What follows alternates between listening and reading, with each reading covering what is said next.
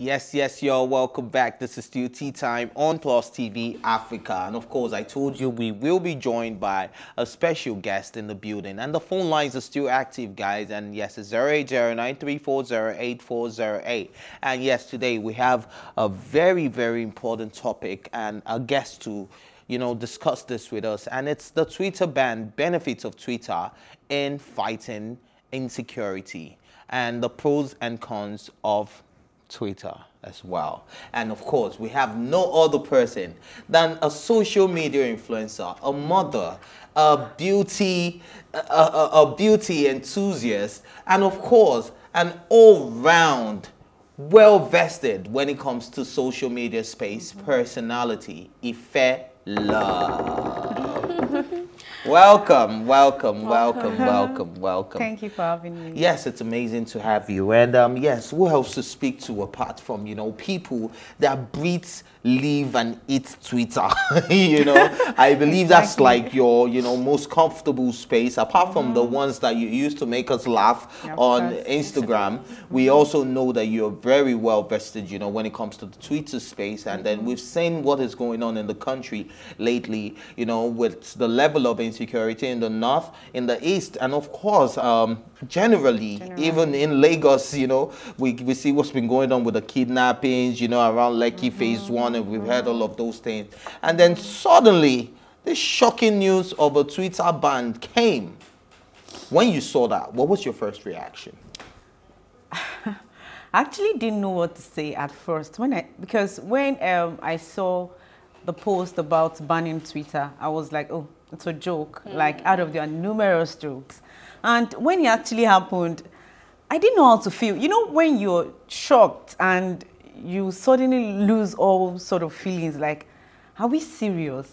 Is Twitter, I don't know, is Twitter the major problem we have now in Nigeria? Like, it's sad. It's sad. So now let's talk about, fighting insecurity in the country. How do you think that has Twitter done more good or more harm when it comes to that space? So I would say Twitter has done more good.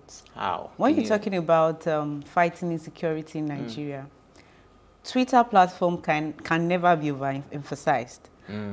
Of course, Twitter is an open app, and it's like a leading source when it comes to reporting insecurities. We've seen cases of happenings, banditry, stuff like that everywhere. And you see probably, okay, for example, there was a day I was going out. I was going to go through Admiralty Way. And I was online. Twitter is part of my employer. So I saw a tweet. I saw Admiralty trending. Okay, what's going on? I saw a tweet about some guys are there, and it was in the night. Some guys are there, they are stealing. So if it wasn't for Twitter, I might just have been there. Of course, I might have been, I don't know what would have happened. So we all know that Twitter has helped us a lot to hold our rulers by the neck when it comes to accountability, because it seems our current government feels like they hold no one accountability. So they just do whatever they want. But you know that when there's Twitter, when something is going wrong, people would come out and talk. Sure. And when you see retweets, some people will retweet it on space like you don't even expect, you get. And when the government see that this thing is getting out of hand, that's when they take action. That's when they take action. Like in my own case, when I was a victim of these SARS mishaps, you get, when it happened, if there was no Twitter, if I had gone to a police station to report, I'm sure it would have led to nowhere. There was one time thief came to our house, they stole stuff, we went to police station. Police asked me to pay for fuel for their vehicle. So I had to pay 20,000 naira immediately. And the funny part is, when I was going, they had to follow my own car again. So the one that you I don't know. I could not even ask. It's just for the service. You pay for the service. For the service. They stole something worth of 1.5 million in my house. And twice I went to the police station, I had spent more than 150,000. Wow. So I had to stop. So I had to stop going because it was like they and were extorting me. You understand? So imagine that SARS case. If I had gone to a police station, would have gotten you have probably even been locked up and say you want to incriminate a police officer. Of course, you know, an injury to one, it's an injury to all, something like that. So when that thing happened, I came online, tweeted about it. People started retweeting.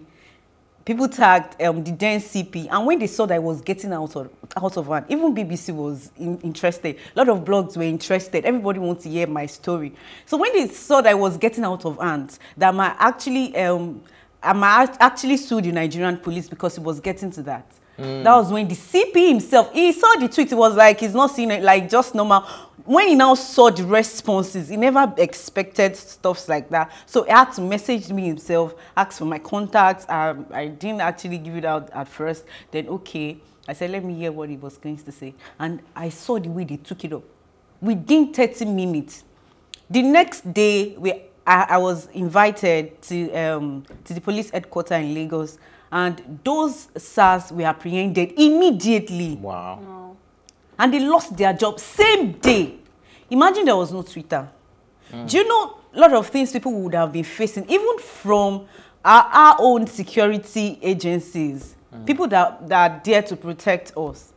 Do you understand? So these people, the government, they know. They know that Twitter is actually a place where they can be held responsible for what they are not doing and they're supposed to do. And they don't like that. They don't like to be called to come and account for what they're supposed to do. So I think that was why they were fast. Because that was actually the fastest thing Nigeria would ever do.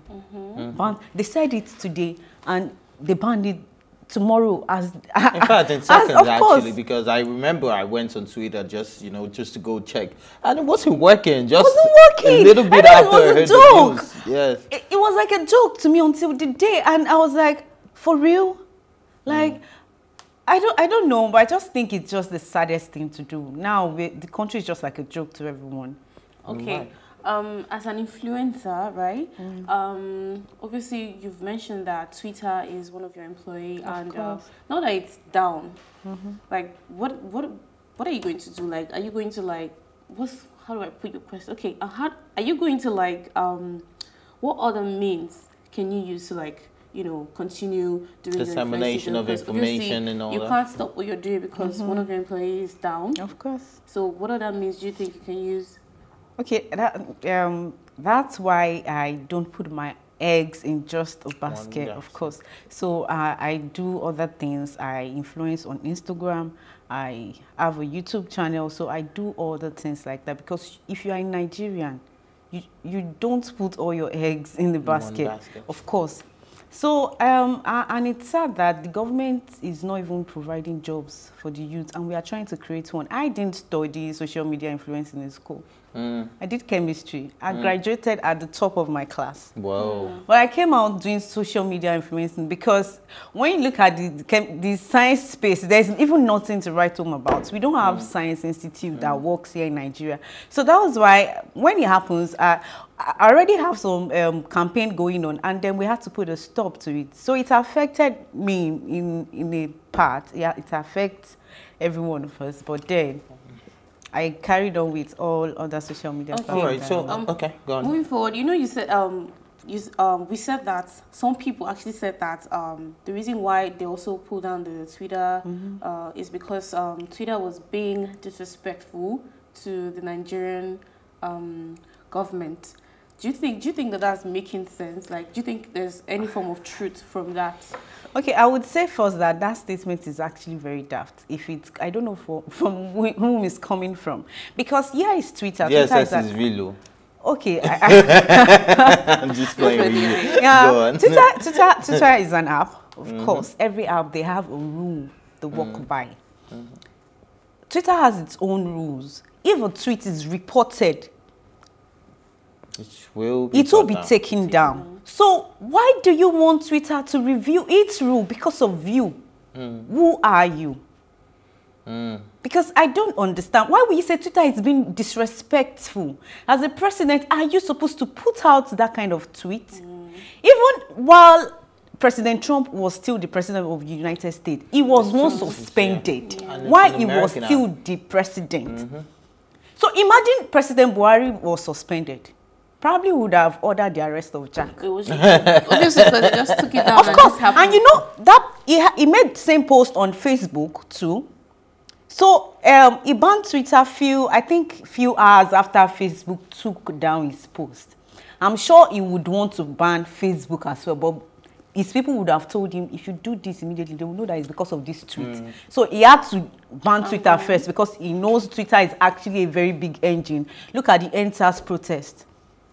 So Twitter is just like an app. If we agree on actually. Yeah, exactly. It's like the voice of the voiceless. This is where we can express ourselves. If I'm mistreated by police outside, I can't go to a police station. Look at the country where we are with the high rate of insecurity. If you go now and report a missing person, they will ask you to come after 24 hours. Do you know what could happen within 24 hours? Imagine, and I could go online with my phone without even stepping outside. I'm looking for and then, you see people, of course, like in this case. Anyways, we're running out of time, but before we conclude, I just want to know, because a lot of people are saying that we are not prioritizing and speaking about what we should be speaking about, and we have people like you that have the numbers on other platforms on social media. Don't you think if we start another hashtag on another platform about our Twitter being brought back, don't you think something could possibly happen? Why is no influencer doing that at this crucial moment? Of course, there are plans. There are plans, but okay, you know the kind. Of course, there's a very big plan, because we are not actually just going to sit and let them run us over like that. Because if Twitter is banned, you don't know what these people are doing behind closed doors. Yeah. Because there's no way to. I can't post it on Instagram. Only my followers will see. Instagram is not an open app. Likewise, Facebook. So that they see that, okay, this is actually a weapon. This is actually a voice for these people. So there are plans to speak to these people so we can get the Twitter back. And I hope they don't ban other social media too, because it's like we are losing our country. Alrighty, thank you very much. I don't think we could have done more justice to this subject matter if we didn't have you present in the studio. So thank you very much. And it's a wrap, guys. You can join the conversation on social media with the hashtag #TeaTime or tweet at us at PlusTvAfrica. Remember, you can catch up on our previous episodes, including this one, and all our exclusive contents by subscribing to our new YouTube channel at PlusTvAfrica Lifestyle. You can also watch Tea Time on Outer TV and in London on Ben Television. A big thank you goes out to my studio guest, Ife Luv, and of course, Oyeka, who had to step down due to social distancing, and the celebrity on the table, Emerald, and of course, the entire production team. Thank you for watching Plus TV Africa's Tea Time. My name is Ife Oshunkeye.